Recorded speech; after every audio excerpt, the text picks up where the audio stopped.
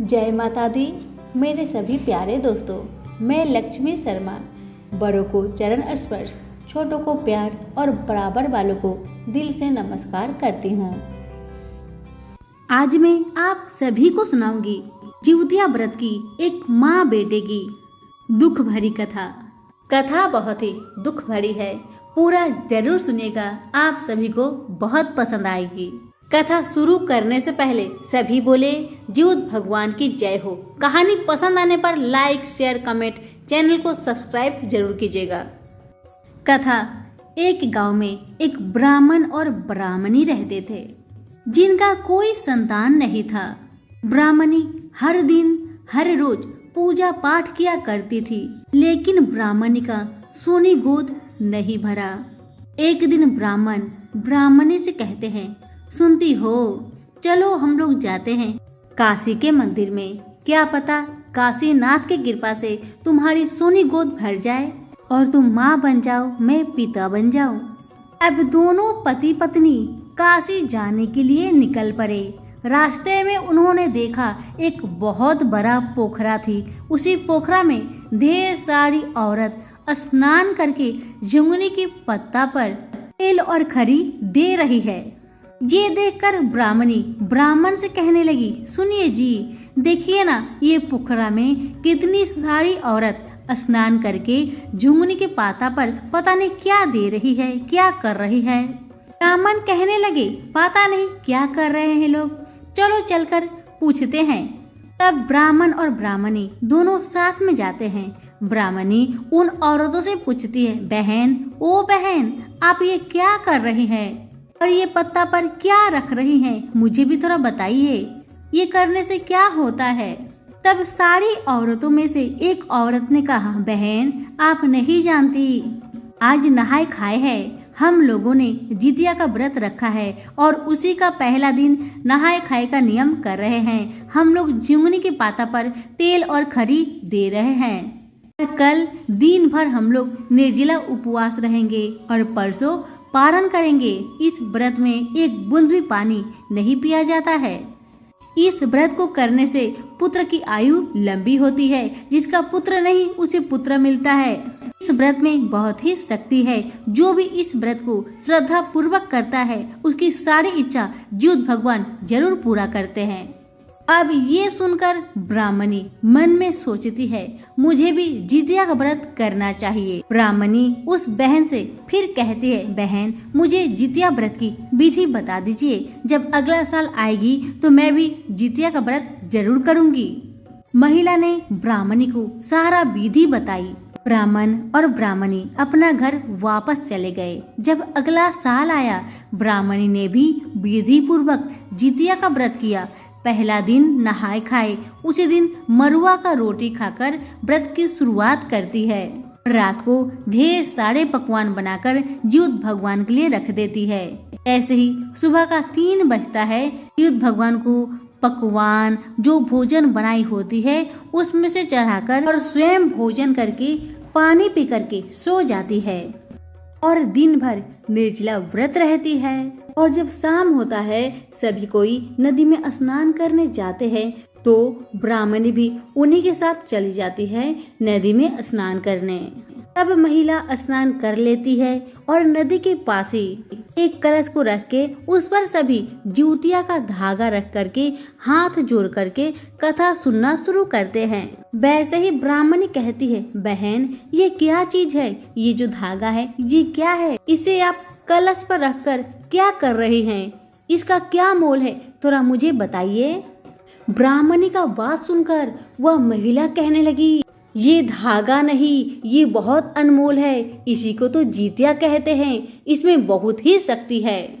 यही धागा, यही जितिया तो हम सभी के बच्चे को मौत का मुख से वापस लौटा कर लाती है। ये धागा नहीं, ये बहुत अनमोल है। इसी को कहते हैं जितिया। अब इस जितिया को कलश पर रखकर हम सभी कथा सुनेंगे और कथा सुनने के बाद इसी जितिया को अपने अपने गले में पहन लेंगे। और क्या तुम जानती हो बहन, ये जो जिउतिया है हम लोगों का प्राण से जुड़ा है। कैसे? नहीं जानती? आओ मैं तुम्हें बताती हूँ, ध्यान से सुनना। जब हमारा संतान होता है तो हमारे छाती में दूध आने लगता है और उसे कहते हैं गंगा और जमुना।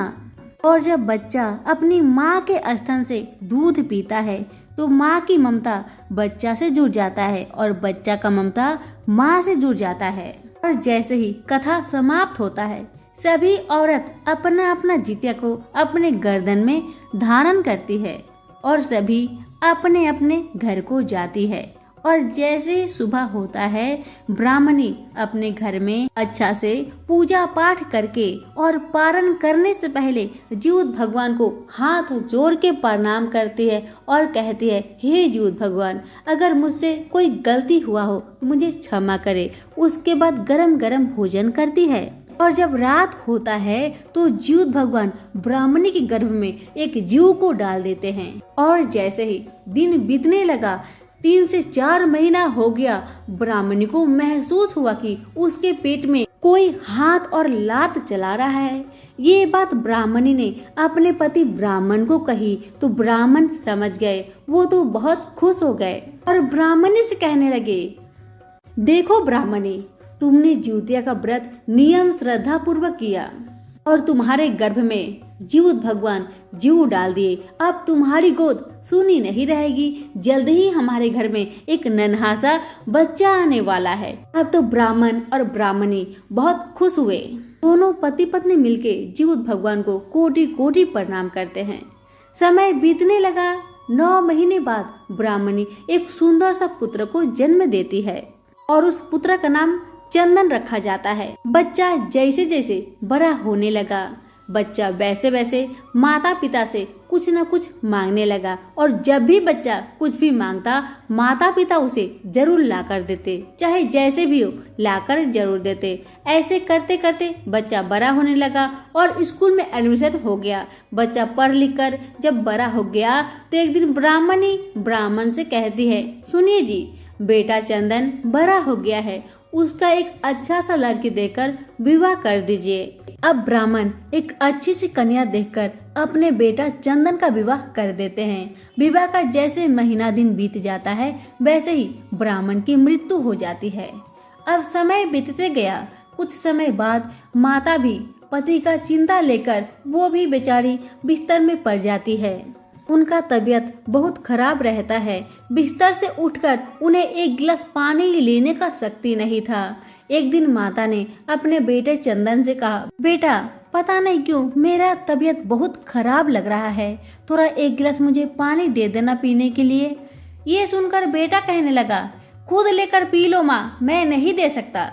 फिर माँ कहती है, बेटा मेरा तबीयत बहुत खराब है, मेरे शरीर में इतना शक्ति नहीं है कि मैं एक गिलास पानी लेकर पी सकूं, मुझे दे दो एक गिलास पानी। लेकिन बेटा चंदन अपनी माँ को पानी नहीं देता है। बेचारी माँ प्यास से रह नहीं पा रही थी। जैसे तैसे करके भगवान का नाम लेकर उठ करके एक गिलास पानी पीती है। समय बीतते गया, माँ और बूढ़ी होने लगी तो माँ का भी मन बच्चे जैसा हो गया। माँ को भी कभी कभी चटपटा खाने को मन करता, कभी ये खाने को मन करता, कभी ये खाने को मन करता। तो माँ अपने बेटे से कहने लगी, बेटा आज मुझे ये सामान खाने का मन कर रहा है, थोड़ा बहू से कह के बनवा दो ना बेटा, मेरा मुंह कैसा कैसा हो गया है, थोड़ा चटपटा भोजन बनवा दो ना बेटा। लेकिन बेटा चंदन अपनी माँ का पसंद का भोजन एक दिन भी नहीं बनवाया। और जब कभी उसकी पत्नी कुछ भी सामान मांगती तो चंदन फुर्ती में दौड़ दौड़ कर लाकर दे देता। वही देखकर माँ को बहुत दुख लगता। माँ सोचने लगी, मैं एक गिलास पानी मांगी अपने बेटे से, लेकिन मेरा बेटा मुझे लाकर नहीं दिया। आज उसकी पत्नी जो भी मांग रही है चंदन उसे पूरा कर रहा है। ये देखकर माता बहुत रोने लगी। उसे पहले का दिन याद आ गया कि इसी बच्चे के लिए मैंने कितना मन्नत मांगी, लेकिन जीउत भगवान की कृपा से मुझे ये बेटा मिला। आज यही बेटा मेरे साथ ऐसा करेगा मुझे पता ही नहीं था। यही सोच सोचकर माँ रोए जा रही है, रोए जा रही है। खाना पानी के लिए तरसते तरसते एक दिन बूढ़ी माँ का मृत्यु हो जाता है। लेकिन बेटा के आंखों से एक बूंद तक आंसू नहीं गिरता। अपनी माँ के लाश को ले जाकर शमशान में जलाकर चला आता है और आने के बाद अपनी पत्नी से कहता है, अच्छा हुआ कि आज मेरी माँ की मृत्यु हो गई, नहीं तो मुझे बहुत परेशान करती थी। कभी कहती ये लाओ, कभी कहती वो लाओ, सारा झंझट ही समाप्त हो गया। ये सारा बात चंदन की पत्नी ध्यान से सुन रही थी। अब चंदन अपनी पत्नी से कहने लगा, सुनो, आज बहुत अच्छा पकवान बनाओ, मुझे पकवान खाने का बहुत मन कर रहा है। तो चंदन की पत्नी कहती है, सुनिए जी, आज आप ही पकवान बनाइए, हम दोनों मिलकर खाते हैं। पत्नी तो बनाई नहीं, बेचारा चंदन स्वयं भोजन बनाते हैं तो दोनों जन मिलकर खाता है। लेकिन अब चंदन कोई भी काम अपनी पत्नी को कहता तो पत्नी साफ साफ इनकार कर देती, कोई काम ही नहीं करती। ऐसे ही दिन बीतने लगा। एक दिन पत्नी गुस्सा होकर कहने लगी, जो बेटा अपनी माँ का नहीं हुआ वो बेटा मेरा कैसे हो सकता है। जो बेटा अपनी जन्म देने वाली माँ का नहीं हुआ वो कभी मेरा नहीं हो सकता। जो बेटा अपनी माँ की कोई मांग ना पूरा करे वो बेटा मेरा नहीं हो सकता। जो बेटा अपनी माँ को एक गिलास पानी पिलाए बिना उसे मार डाला वो बेटा कभी मेरा हो ही नहीं सकता। अब कुछ दिन बाद ही पत्नी भी चंदन को छोड़ के चली जाती है और कुछ ही दिन में चंदन का पूरा शरीर में घाव भर जाता है। अब चंदन का पूरा शरीर में जैसे ही घाव भर जाता है वैसे ही गांव के लोग देखकर कहने लगते हैं, देखो देखो इसकी माँ तो मर गई, अब इसका शरीर में पूरा घाव हो गया है, ये सब तो पाप का फल है। अपनी माँ को तो कभी पानी दिया नहीं, कभी भोजन दिया नहीं, यही सब पाप का फल मिल रहा है इसे। आज इसकी पत्नी भी इसे लात मार के चली गई। अब ये चंदन अगर इस गांव में रहा तो इसका हवा हम लोग को लगेगा तो हमारे शरीर में भी घाव होने लगेगा, इसलिए इसे इस घर से धक्के मारकर निकाल देना उचित रहेगा। अब चंदन को सभी घर से बाहर निकाल देते हैं। चंदन के घर में जो थोड़ा पैसा रहता है उसे अपने हाथ में लेकर गांव से चला जाता है। गांव के सभी लोग उसे बहुत गाली देते हैं कि कैसा बेटा है ये, छी, ऐसा बेटा तो किसी को ना मिले। माँ ने इसी बेटा के लिए कितना मन्नत मांगी, कितना पूजा पाठ की, ये आज बेटा अपनी माँ को एक गिलास पानी और भोजन के दिए बिना उसे मार डाला। ऐसा बेटा के साथ जो हो रहा है वो बहुत अच्छा हो रहा है, ऐसा होना ही चाहिए। अब चंदन गांव छोड़कर जंगल में जाके रहने लगते हैं और जोर जोर से रोने लगते हैं। अब चंदन को अपनी माँ की याद आती है कि यही माँ जब मैं छोटा था जो भी मैं मांगू मेरी माँ लाकर जरूर देती थी, और आज मेरी माँ एक गिलास पानी के बिना मर गई, मैं उसे पानी तक नहीं दिया। मैं बहुत गंदा इंसान हूँ, बहुत गंदा बेटा हूँ। भगवान मेरे साथ अच्छा ही कर रहे हैं, मैंने बुरा किया तो मेरे साथ कैसे अच्छा होगा। आज इसी कारण से मेरी पत्नी भी मुझे छोड़कर चली गई। इतना कह कर चंदन बहुत जोर जोर से रो रहा है। जब कभी कोई गांव वाले उसे देखते तो बहुत गाली देते। एक दिन चंदन अपने हाथों में पैसा लेकर सारा गांव में घूम रहा है और रो रहा है और कहने लगा, इस पैसा को ले लो और मेरी माँ को ला दो, इस पैसा को ले लो और मेरी माँ को ला दो। जब ये बात गांव का लोग सुना तो बहुत गुस्सा हो गया और सभी लोग कहने लगा कि जब इसकी माँ थी तो माँ का मोल नहीं था और आज माँ नहीं है तो कहता है ये पैसा लो माँ को ला दो। बहुत गाली देते हैं और कहते हैं माँ तो माँ होती है, ना माँ को खरीदा जाता है और ना ही बेचा जाता है। माँ जैसा तो दुनिया में कोई भी नहीं होता। दुनिया के सभी लोग सब कुछ दे सकते हैं लेकिन माँ कोई दे ही नहीं सकता। माँ तो माँ होती है, माँ जैसा कोई नहीं होती। इसलिए कभी अपनी माँ को दुख न दे, क्योंकि एक माँ ही है जो अपने बच्चे को बहुत दुख से पाल पोस कर बड़ा करती है। जैसे चंदन ने अपने माँ के साथ किया वैसा कोई भी ना करे, ये मेरा सभी से प्रार्थना है। अब देखिए कैसे बेटा चंदन कितना रो रहा है अपनी माँ के लिए। जब माँ थी तो माँ का कोई मोल ही नहीं किया, आज माँ नहीं है तब उसे पता चल रहा है कि माँ मेरे जीवन में क्या थी। माँ तो माँ नहीं, माँ भगवान होती है। अब बेचारा चंदन फिर से वही जंगल में जाकर पूरा जोर जोर से रोने लगते हैं अपनी माँ को याद करके। अब जैसे ही चंदन रोने लगता है वैसे ही जीवित भगवान ब्राह्मणी की आत्मा से कहते हैं, देख रही हो ब्राह्मणी, तुम्हारा बेटा चंदन पानी और भोजन दिए बिना तुम्हें आज मार डाला। वही बेटा का हालत देखो आज क्या हुआ है। उसका पूरा शरीर में घाव हो गया है। सारे गांव वाले उसे गाली दे रहे हैं, गांव से निकाल दिए हैं। आज चंदन दर्द से बहुत छटपटा रहा है और तुम्हें याद कर रहा है। जब तुम थी कभी याद ही नहीं किया, आज तुम मर गई तो तुम्हें याद कर रहा है। ये देखकर माँ का कलेजा फट जाता है। बहुत रोने लगी माँ, बहुत रोने लगी और हाथ जोड़कर जीवित भगवान से प्रार्थना करने लगी, हे भगवान कृपा करे, दया करे, मुझे एक दिन का जीवन दान दीजिए, मुझे धरती पर भेज दीजिए। मैं अपने बेटा को ठीक करके उसका सारा दुख को हर कर मैं वापस आ जाऊंगी। ए भगवान कृपा करे। ये सुनकर जीवित भगवान कहने लगे, ब्राह्मणी तुम्हारा ये बेटा कितना तुम्हें दुख दिया और तुम इसी बेटा के लिए रो रही हो। इसी बेटा के लिए एक दिन के लिए धरती पे जाना चाहती हो। मत जाओ ब्राह्मणी, मत जाओ। लेकिन माँ न मानी। जीवित भगवान को हार कर ब्राह्मणी को धरती पर एक दिन के लिए भेजना पड़ा।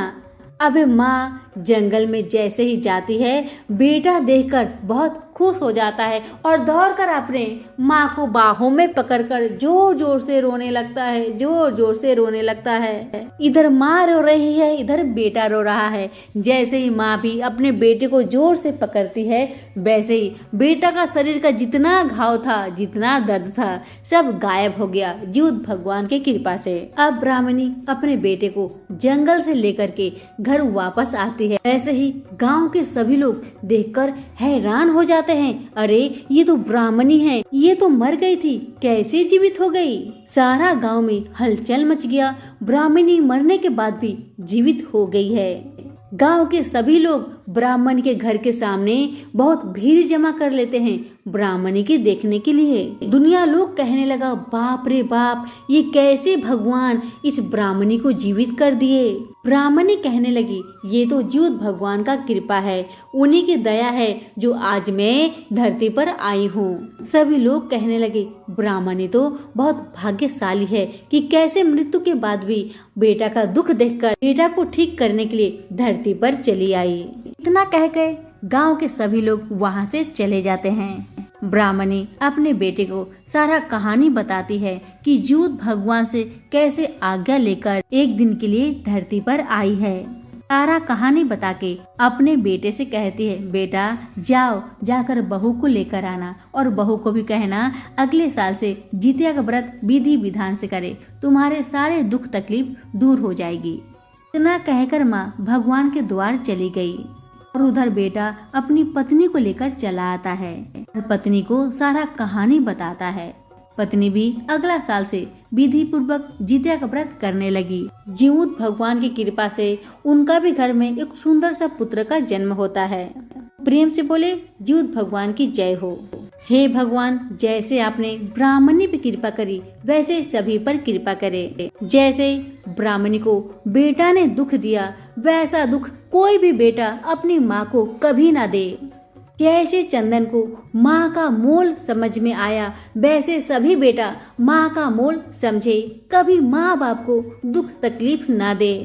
हे जीवित भगवान, मेरी सुनाई हुई कथा जो भी लोग सुन रहे हैं सभी के दुख को दूर करे और सभी की मनोकामना को पूर्ण करे। कहानी कहने वाले, सुनने वाले, हुक्कारे भरने वाले, आप सभी पर अपनी कृपा बरसाए। सभी प्रेम से बोलिए, जीवित भगवान की जय हो। कथा पसंद आने पर लाइक शेयर जरूर कीजिएगा। आप सभी का बहुत बहुत धन्यवाद।